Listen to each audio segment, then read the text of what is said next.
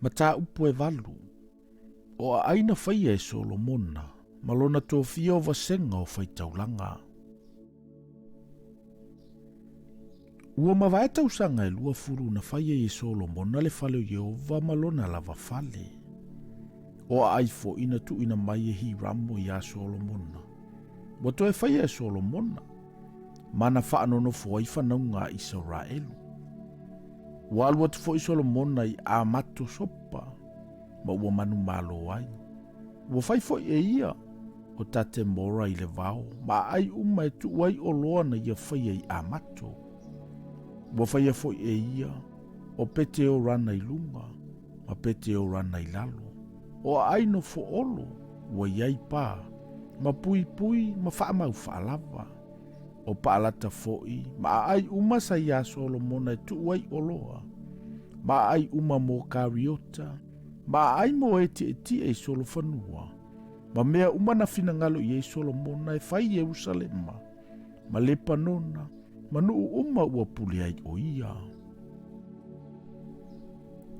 O tangata uma na totoe o Saheti, ma sa Amori, ma sa Perise, ma sa Hivi, ma sa Yepuse, Eleni Israelu i latou.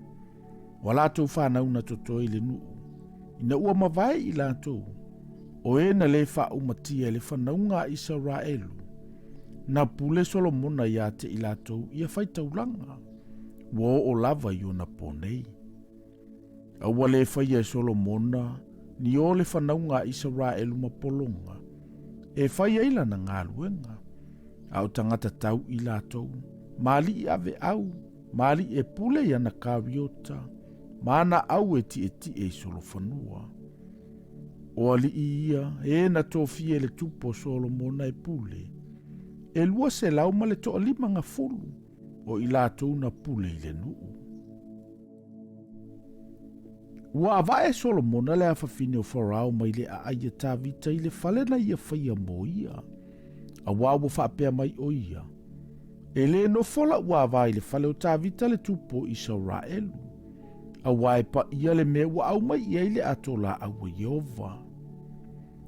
O na whaile e Solomona o taulanga mu ia Yehova i lunga o le fata Faitaulanga o Yehova. Na whaia ia i lunga o le whapaolonga. O le aso ma le mea Faitaulanga a i e tusa ma le polo i ngā mose. E whai i sāpati, ma masina whaato awa aia, ma whaaputupatonga. E tai atu tolu i tausanga. O le tausaminga o le areto e le whaafefeteina. Ma le tausaminga o vai asusa. Ma le tausaminga o fale apitanga. Ua tōwhia fo i e ia e tusa ma le tōwhinga a tāvita lo na tama. O vasenga o le au Faitaulanga i a lātou ngā ruenga. Ma sa le vi o lātou tōwhi. E vivi i ma au na ilumo le au Faitaulanga. O le aso ma le mea whai ai. O leo whai totoa fo i o lātou vasenga. I lea whai totoa ma lea whai totoa. A wasa whaapea le poloa i ngā tāvita le tangata o le atua. Ua le tu ua le whetalainga le tupu le au Faitaulanga. Ma sa le vi. I mea umalava a toa ma le oloa. O ngaluenga Solomona sa saunia.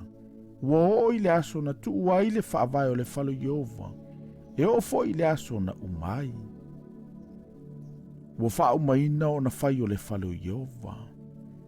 O na aluatule o Solomona, i esi o kape ma e lata i le matawhanga o le sami i le nuo e toma.